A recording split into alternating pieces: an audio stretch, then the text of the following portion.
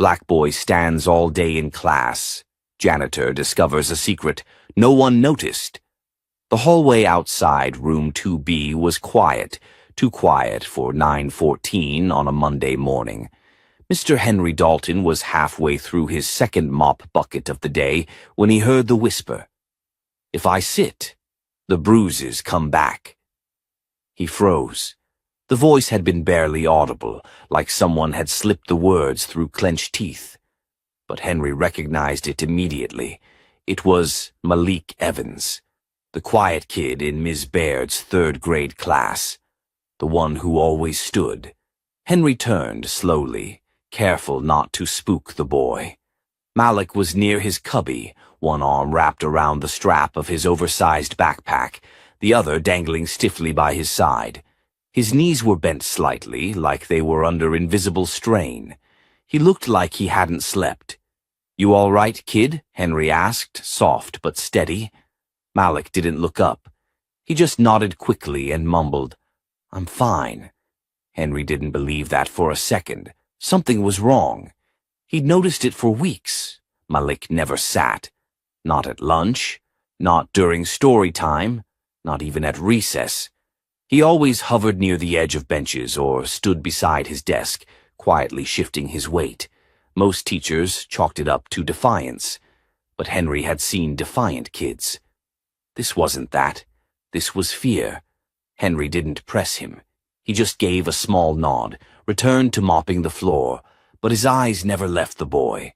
And as Malik walked into the classroom, stiff and silent, Henry felt something cold settle into his chest. It wasn't just a quirky habit. It was a warning sign. By lunchtime, Henry had made up his mind. He started watching, not just casually. He kept a little notebook, his clipboard log, where he normally wrote down light bulb replacements and maintenance requests. That day, he added something new. Malik Evans. Refuses to sit. Whispers about bruises, trembling in legs. Red flag. What he didn't know was how deep this would go, and how fast it would unravel. Malik Evans was one of those kids who moved through the world like he expected it to hit back. He was small for his age, with soft eyes and a nervous energy that made him look like he was always bracing for impact.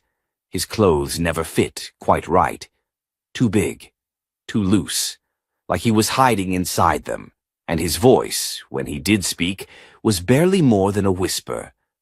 Teachers had started writing him off early in the year. "He's oppositional," Ms. Baird had told the school counselor, "won't participate, doesn't follow basic instructions. Just stands there like a statue."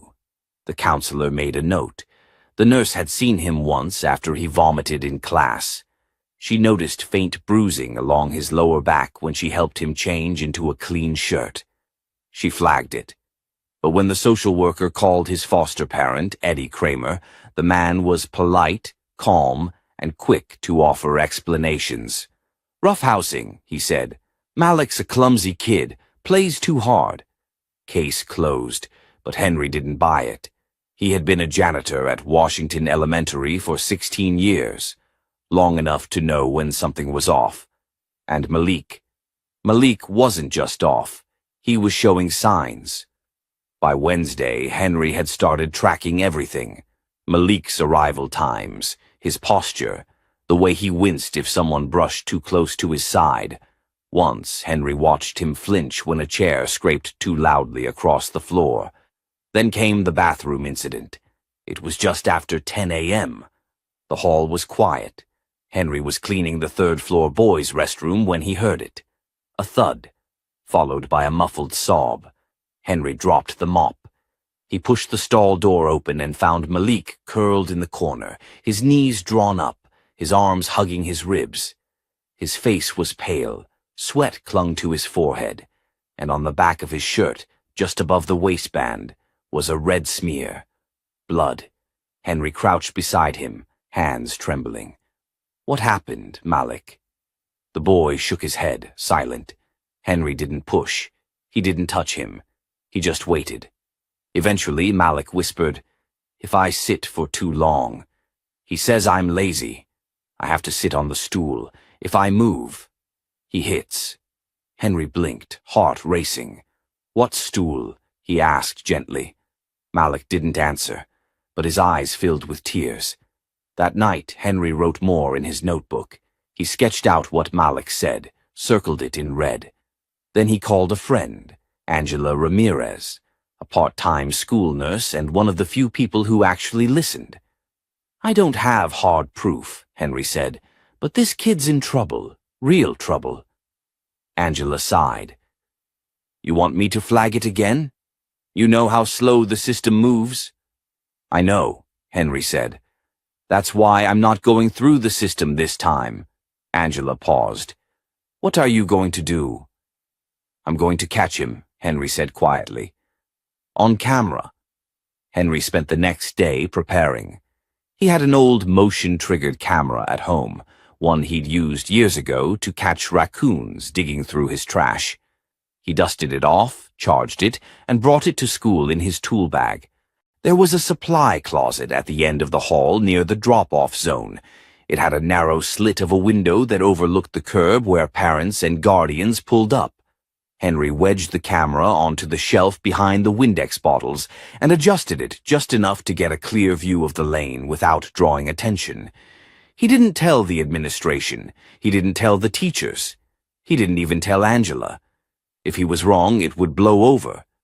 If he was right, well, then maybe Malik would finally be safe. For 4 days, Henry checked the footage every night. Nothing unusual.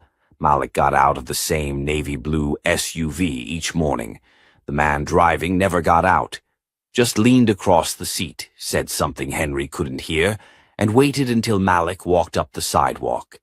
Then, on the 5th day, Henry saw it. It was early, 7:12 a.m. The light was soft, shadows still long on the sidewalk. Malik opened the passenger door slowly, one leg swinging out, then hesitating. The man, Eddie Kramer, reached across the seat and yanked the backpack from Malik's shoulders, so hard the boy's neck snapped backward. Then came the hit, sharp, fast, open palm to the back of Malik's head. Malik stumbled, bracing against the car door. The video didn't have sound, but the posture said enough. Fear, total submission. Then Eddie shoved the bag back at him and drove off, wheels jerking against the curb. Henry sat back in his chair, breath shallow. His fingers were clenched so tightly around the USB drive he'd just loaded that his knuckles turned white. He had it. He finally had it. But he also had a choice. Turning it over to the school might get buried. He knew how easily lost footage or misfiled complaints could happen. Bureaucracy could protect predators just as easily as it protected paperwork. He needed someone who would move fast, someone who wouldn't wait. That night, he drove to his sister's house in Chesterfield. Diana Dalton wasn't just family. She was a youth court advocate with a no-nonsense reputation and a Rolodex of contacts in child welfare. He handed her the USB and told her everything. By the time he left, she was already on the phone. "I'll get this in the right hands," she promised. "I won't let it get buried." Henry nodded. He trusted her. Still, he didn't sleep that night. 2 days later, Diana called with news. "They're moving on it," she said. "The footage lit a fire. A caseworker and a detective are visiting the home this afternoon. If the boy confirms it, they'll remove him immediately." Henry's stomach twisted. What if the kid's too scared to talk? "They saw the video, Henry," she said. "They can't ignore it. It's not just some bruises now, it's violence. On record. On tape." He sat down, letting the relief sink in. Hours later, he got the update. Malik had been removed from the house, temporarily placed at a crisis shelter for the night, pending an emergency foster placement. But that's when another problem emerged. The file on Malik, crafted from months of teacher complaints and misread behavioral flags, labeled him defiant, manipulative, high needs. A red flag for potential foster families. Henry could feel the fury bubbling inside him. The system had failed this boy once, and now, even after being rescued, it was threatening to fail him again. That night, Henry did something he never imagined. He pulled out the emergency fostering packet from the county website, filled in every line, called Diana, and said the words that surprised even himself. "If there's no one else, I'll take him." The knock came just past 9 p.m. Henry had barely finished washing the dinner dishes, the emergency fostering application still half filled on the kitchen table. He wiped his hands on a towel, heart suddenly hammering in his chest, and opened the door. There stood Diana, tired eyes, wind-blown curls, and standing beside her, a small figure with a too large backpack and a look that could crack concrete. Malik. No words came at first.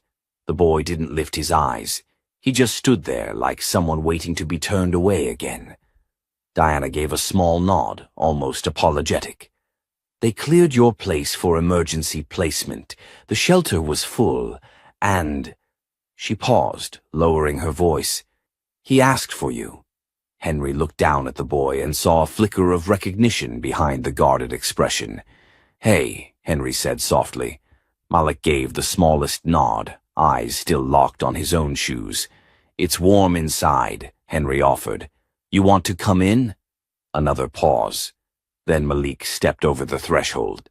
Diana followed, gently placing a folder on the counter. "Paperwork's not all done.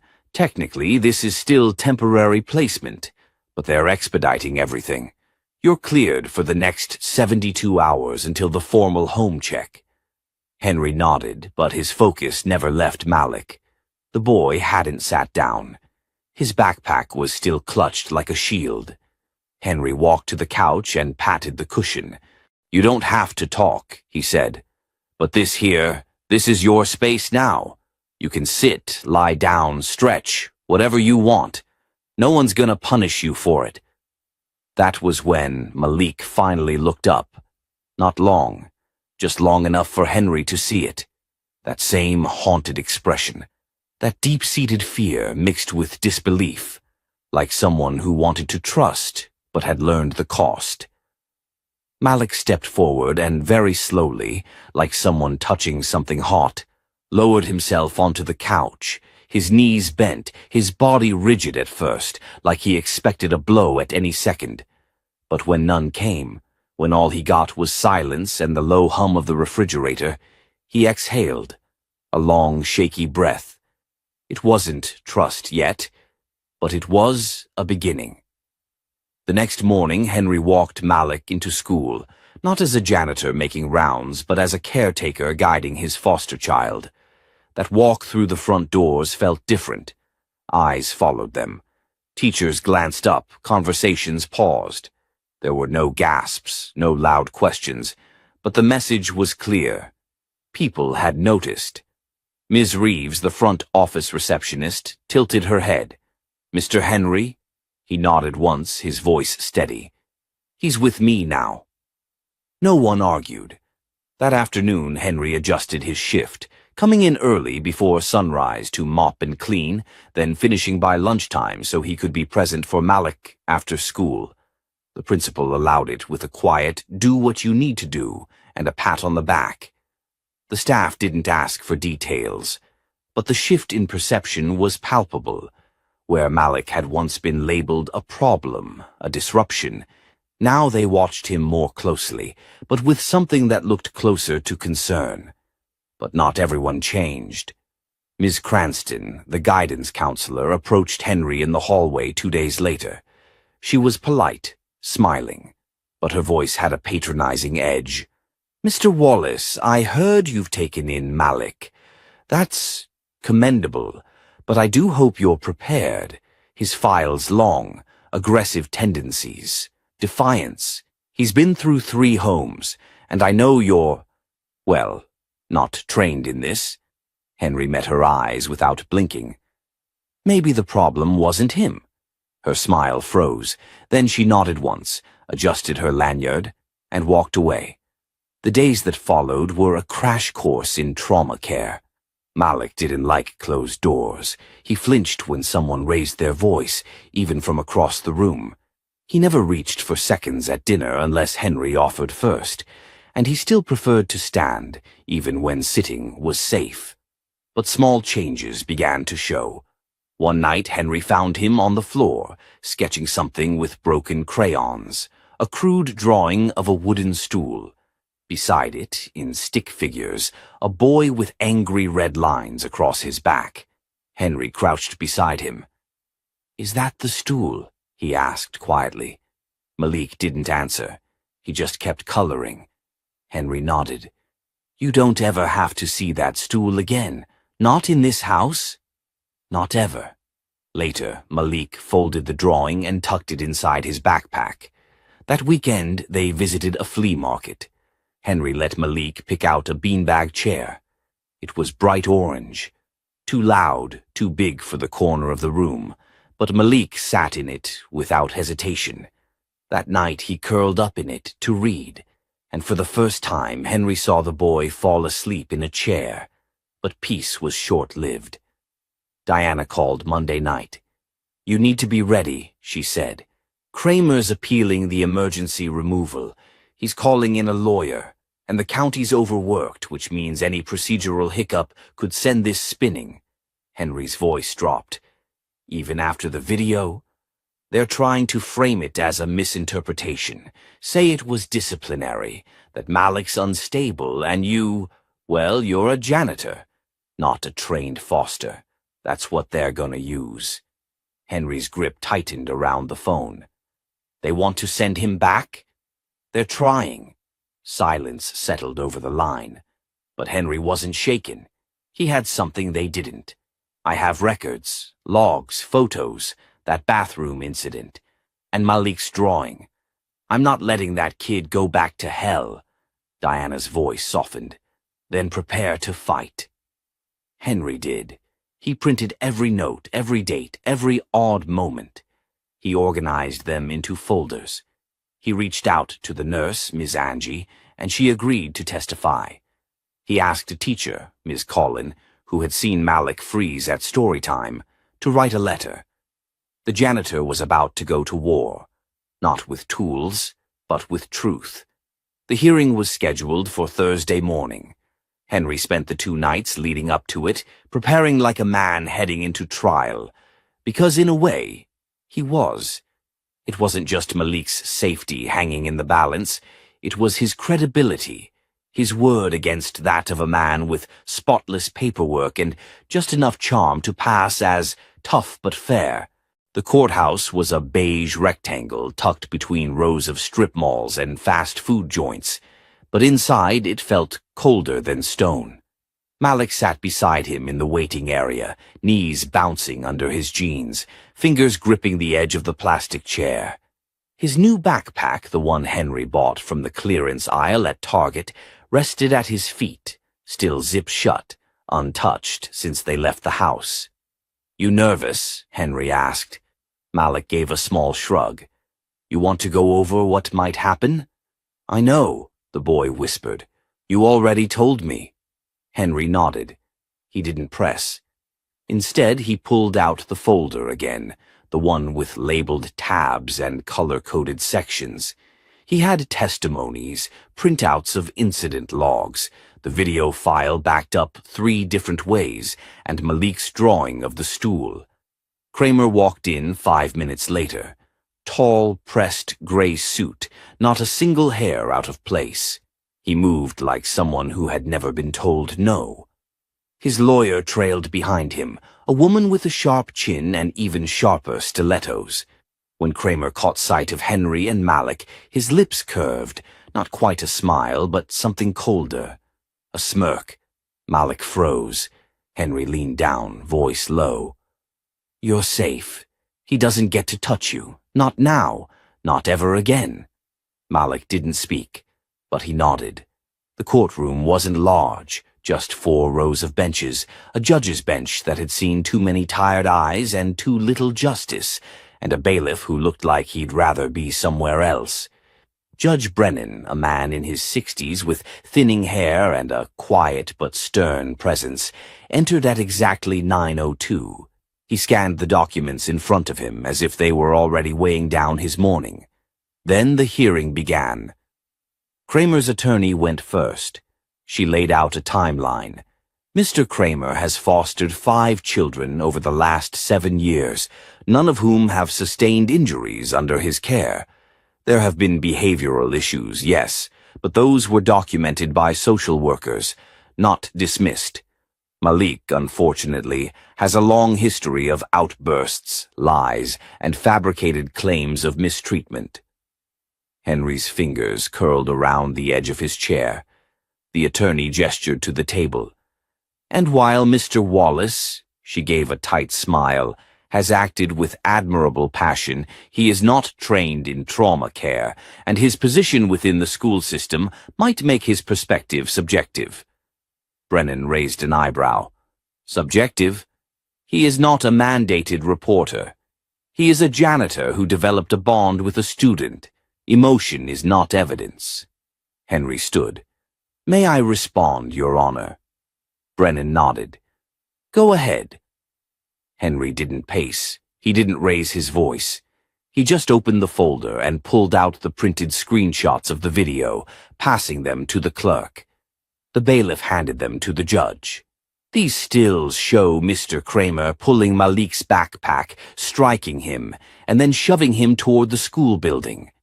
This footage was captured from a mounted camera in a school storage closet. It's time-stamped. The full video was submitted yesterday. He paused. And I'd like the court to know that I've kept a private observation log for over a decade. I've documented patterns, behavior, injuries that didn't line up with explanations. This wasn't a one-time thing. Malik isn't lying. The room was silent. Brennan flipped through the pages, expression unreadable. Kramer leaned toward his attorney, whispering something.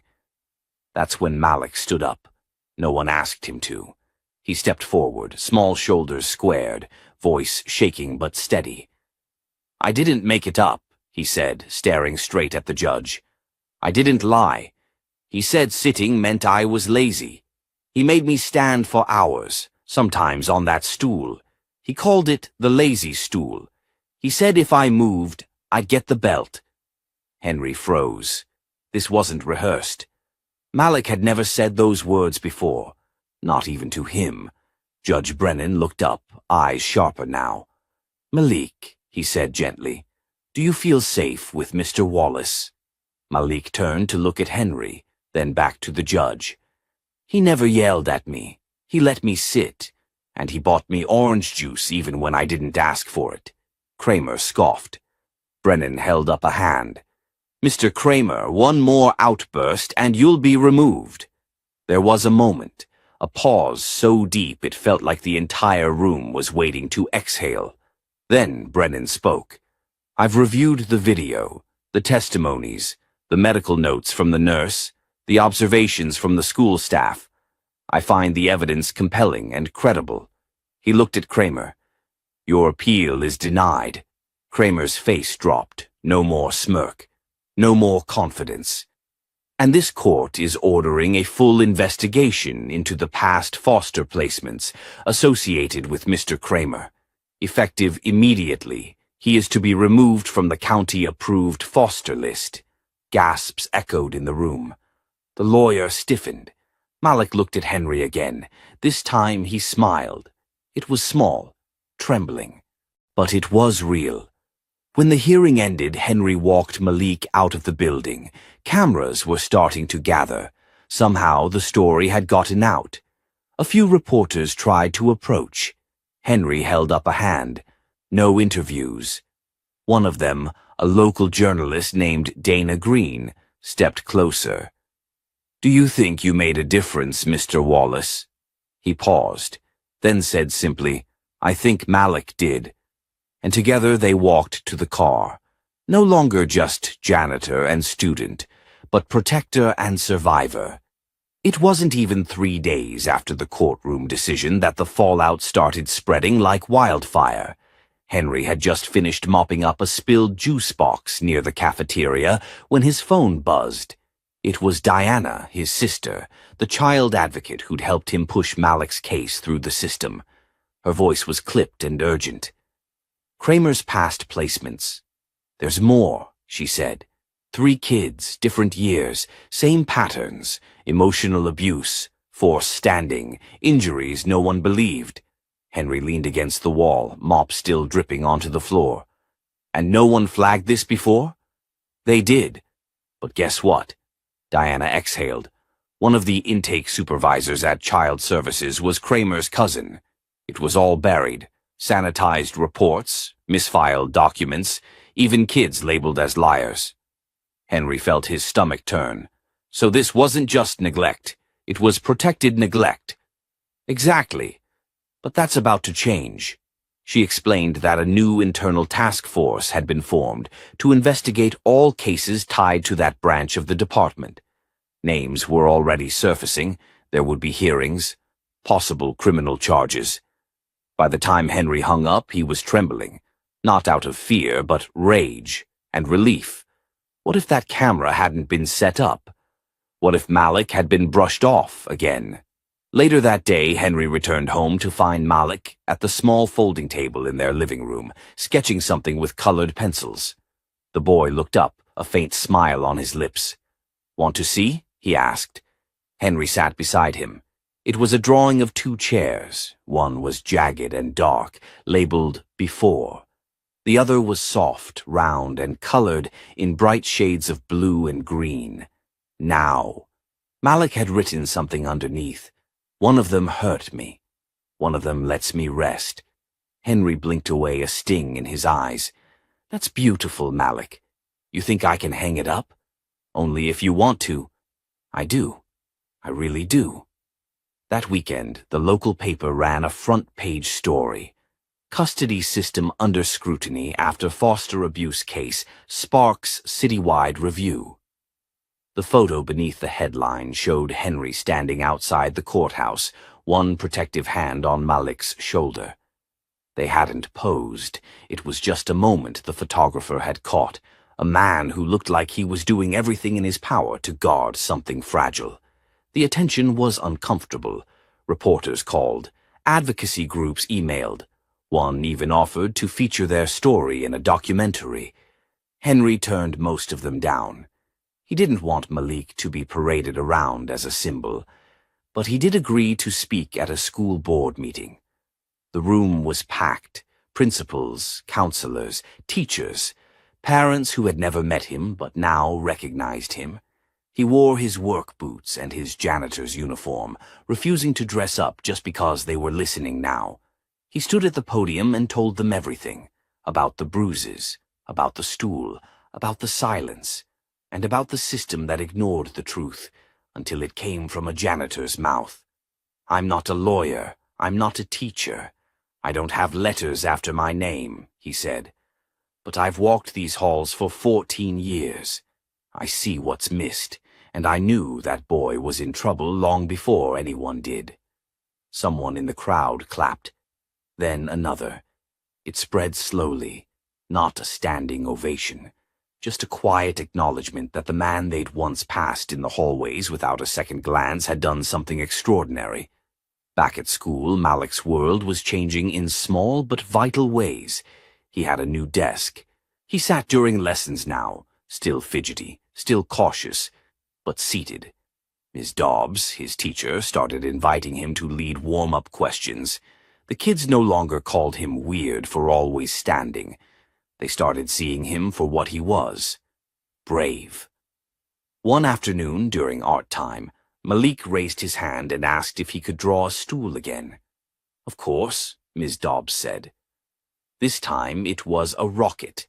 In place of the words lazy stool, he wrote, "Launch pad." Ms. Dobbs was stunned. She asked what he meant.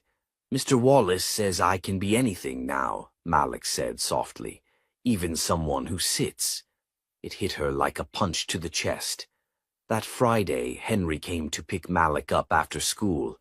The boy came bounding out of the classroom, his backpack bouncing behind him, the rocket drawing in his hands. "I got picked for Student of the Week," he said breathlessly. "Can we hang this on the fridge?" Henry grinned. "We'll put it right in the middle."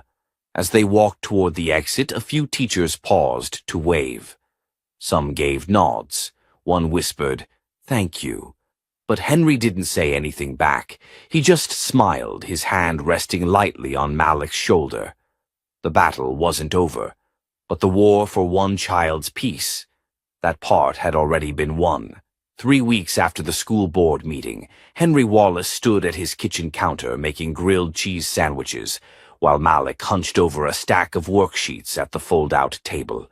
A light jazz tune hummed from the old radio near the window, the kind of background noise that kept the apartment feeling warm.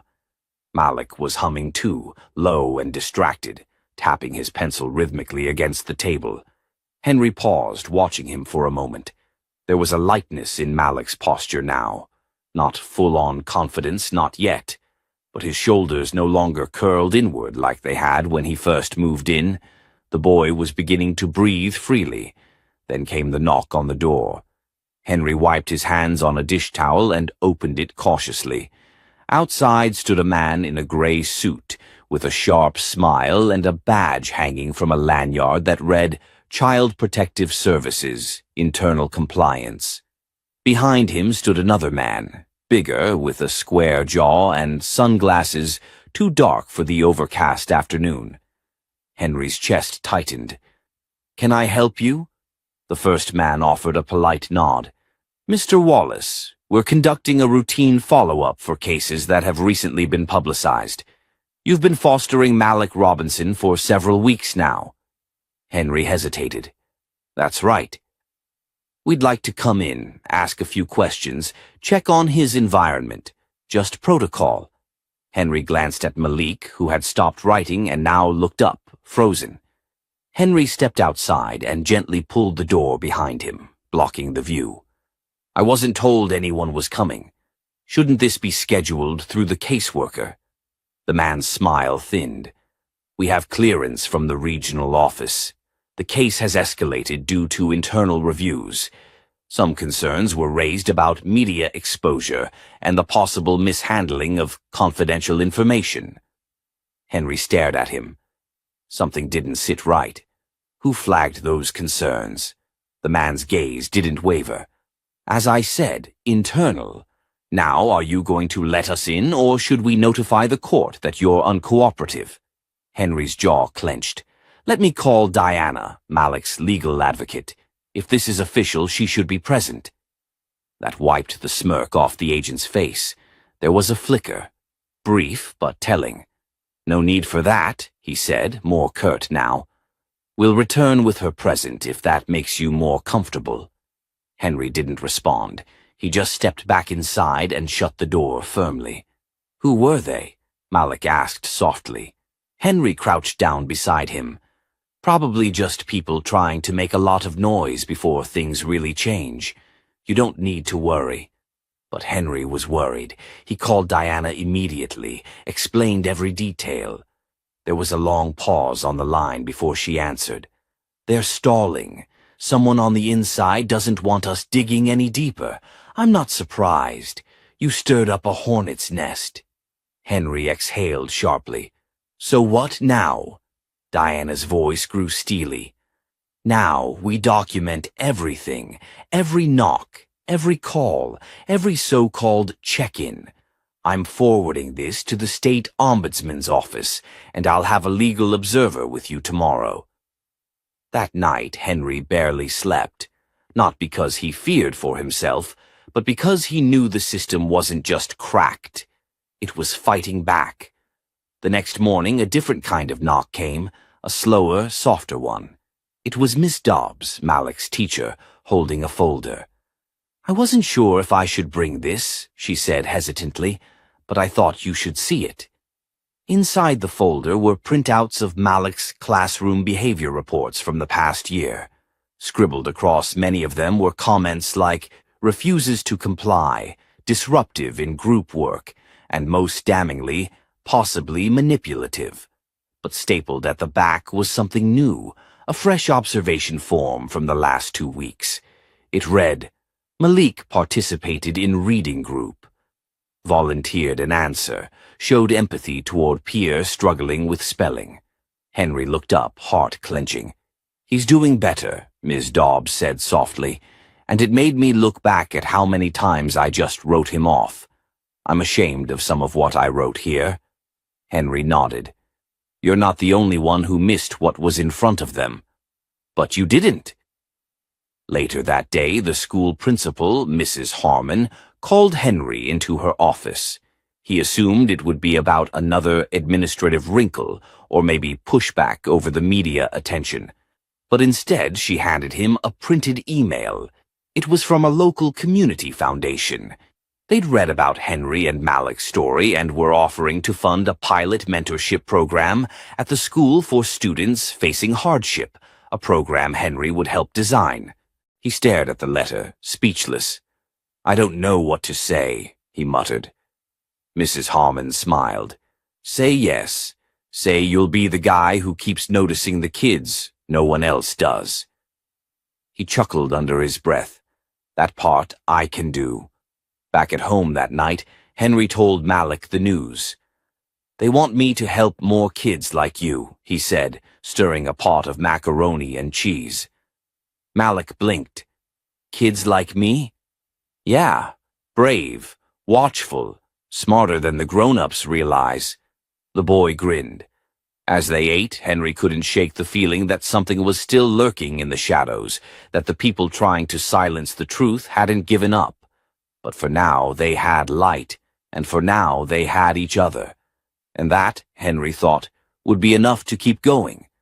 The first sign of retaliation came not through words, but silence. On Monday morning, the supply order that Henry had placed 2 weeks ago mysteriously vanished from the district database. The custodial closet was still half empty, and no one seemed to know where the missing cleaning supplies had gone. When he asked the office manager, she gave a tight-lipped shrug. It's probably a glitch in the system, she said, eyes flicking away. That afternoon, Henry found his access key card deactivated. He had to wait 20 minutes before the security guard let him back in. Weird, the guard said. Didn't think they'd flag you. Henry didn't say anything, but deep down, he knew exactly what was happening. Someone was trying to make him feel small again, quiet, replaceable. But they'd underestimated how deep his resolve ran now. That evening, as he and Malik sat in their usual corner of the living room, Malik on the beanbag, Henry on the floor, a chessboard between them, Henry asked softly, You ever feel like someone wants you to stop doing the right thing? Malik looked up, blinking behind his oversized glasses. All the time, he said. That's how I knew it was the right thing. Henry smiled and nodded, placing a rook back on the board. Smart kid. That night, Diana called with an update, and it wasn't good. The county office is being unusually slow, she said. Your mentorship program paperwork is stalled. And Malik's case file, there's now an internal note questioning the objectivity of the video evidence. Henry felt like the air had been knocked out of his lungs. You've got to be kidding me. I wish I was. Someone's trying to paint this as a vendetta, that you're emotionally involved and not credible. Henry pressed the phone tighter to his ear. So what now? Diana was quiet for a beat. Now we play smart. We go higher. The next day, Diana set up a call with someone from the State Inspector General's office, a woman named Tessa Linwood, who had a reputation for handling politically sensitive investigations. She was measured, skeptical, but listened intently as Henry laid out everything from the ignored complaints to the erased supply order and the now flagged video. Why do you think you're being targeted? She asked. Because I noticed a kid when no one else did, Henry said, and because the man who hurt him has friends in places that can keep things quiet. Linwood didn't flinch. If that's true, I'll need more than a story. I'll need every scrap of paper, every report, every glitch. Henry was ready. He scanned and sent all of it, every log from his janitorial notebook, every email, every delivery receipt that never arrived, even the time-stamped footage again. 3 days later, Ms. Linwood sent an email with one line: "We're opening a formal inquiry." That should have been a relief. But what followed was chaos. The next morning, the school's fire alarm went off twice. False alarms. Parents flooded the front office. Local news picked up the story and began asking questions. Teachers whispered about a possible safety audit. Then came the anonymous call to CPS, suggesting Malik was possibly being coached to exaggerate trauma for media attention. Henry almost snapped, but Malik just looked at him that night and said, "They're scared." Henry blinked. "What?" "They're scared. That means we're close, right?" And for the first time in days, Henry truly smiled. The following week, things came to a head. Tessa Linwood arrived at the school unannounced with 2 agents in tow. They carried clipboards, took photographs, asked for access to records. She didn't speak much to Henry at first, but when she passed him in the hallway, she gave the smallest of nods. "You were right," she said quietly. At the same time, a regional official sent a directive ordering Curtis Bell, Malik's former guardian, to appear for a deposition regarding his fostering record. The hearing would now include a review of every placement he'd overseen in the past 5 years. Henry attended the preliminary deposition. He sat quietly in the back while Curtis tried to maintain his facade. "He was a troubled kid," Curtis said. "I tried discipline, structure, and the bruises," the investigator asked. Curtis shifted. "He fell. He was clumsy. He lied often, manipulative." Then came the footage, displayed on a large monitor. Curtis flinched. The room went still. "You call that discipline?" the investigator asked. Curtis didn't answer. Malik wasn't in the room. He didn't need to be. Henry had insisted that he didn't need to relive it again. Back at the apartment that night, Henry broke the news gently. They saw it. The video. The judge did too. Malik didn't say anything for a moment. Then he whispered, "So he won't come back?" He won't come back. And Henry meant it. He knew it wasn't over. The system was still tangled, still slow, still filled with people willing to turn their heads the other way. But the storm that once hovered over Malik had begun to clear. As Henry tucked him in that night, Malik rolled onto his side and said, "Hey, Mr. Wallace." "Yeah? Thank you for sitting with me when I didn't even know how to sit still." Henry's throat tightened. "Always, buddy." He shut the light off, and for the first time he saw Malik truly rest, not just sleep, but rest. Tomorrow would bring more questions, more meetings, maybe more resistance. But tonight they had peace, and it was earned. The day of the hearing arrived cloaked in gray skies and a steady drizzle that clung to the air like nerves on a collar. Henry stood in the back hallway of the county juvenile courthouse, straightening the sleeves of his jacket for the 5th time. He'd opted for the same work boots he wore every day at school, polished until they caught light. Not because he wanted to impress anyone, but because he needed to feel grounded. Today he wasn't just a janitor. He was a witness, a protector, a stand-in father. And for the first time in his life, his voice would be on the record. Malik had chosen to stay home with Diana. It had been his decision, and Henry supported it. The boy didn't need to see the man who had broken him try to twist truth into fiction. The courtroom was small but tense. Curtis Bell sat at the defense table with an expensive-looking attorney in a navy blue suit, his posture stiff but face unreadable. He looked like a man who'd built his whole life on being just on the right side of the law, and now couldn't figure out why it wasn't enough. The prosecutor opened with the video. Again, the slap, the stumble, the weight of Curtis's hand forcing a child into submission under the pretense of discipline. Curtis's lawyer objected, claimed the angle was unclear, that it could have been a gesture taken out of context, but the judge overruled him. Then Henry was called. He took the stand and, under oath, described every moment, each time he had seen Malik standing during story time, trembling at his cubby, hiding in the bathroom stall. He explained the bloodstains, the hushed whispers, the image of a child too afraid to sit down because his skin remembered what sitting meant. "And when did you suspect something was wrong?" the prosecutor asked. Henry looked directly at Curtis. "The moment he told me that sitting brought back the bruises." The room fell into a hush. Curtis shifted in his seat. His attorney scribbled something frantically on a notepad. Henry went on. He recounted the system's failures, the first dismissed nurse report, the supply room surveillance camera he'd installed out of desperation, and the roundabout path it took to get anyone to listen. "Why did you do it?" the judge asked quietly when Henry stepped down. He paused. "Because I couldn't unsee what I saw, and because when a child's too afraid to speak, someone has to speak for him." The judge nodded once, firm, measured, then called a recess. Outside the courthouse, reporters hovered like moths around glass. One tried to thrust a microphone in Henry's face. He waved them off. But later that night he saw the clip anyway, his words replayed on the local news, muted behind captions.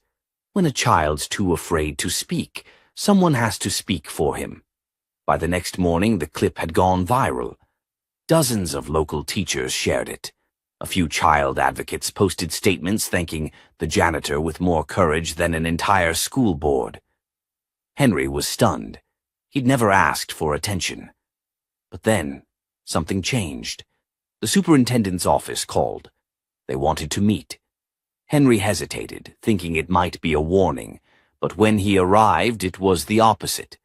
"We'd like to invite you," the district official said, "to help lead a task force on child welfare awareness in our schools." Henry blinked. "Me? Yes? You've shown insight we've ignored for too long." It was surreal.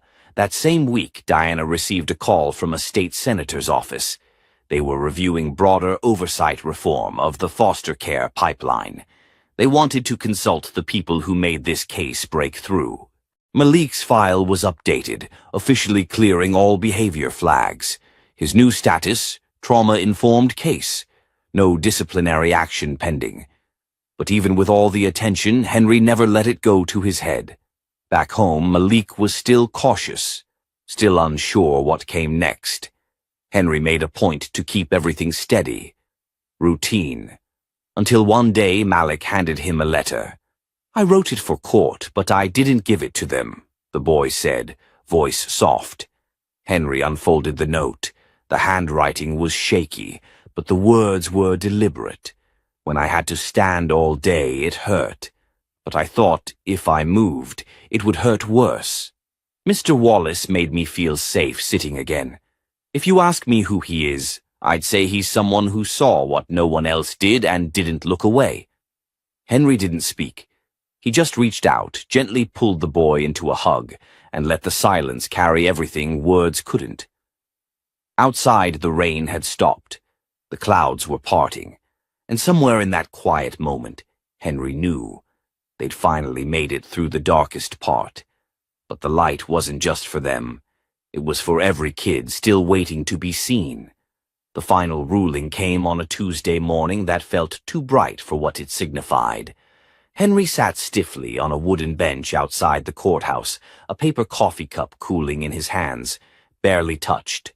Malik was with Diana in the family waiting room upstairs, shielded from the frenzy of attorneys, court officers, and the dozen news cameras already set up outside. Henry hadn't meant for this to become public. He never imagined a janitor's testimony would ripple through the system like this.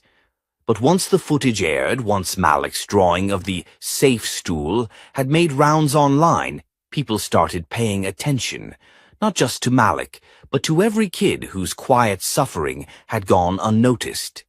Inside the courtroom, the judge's voice rang firm as she addressed Curtis Bell.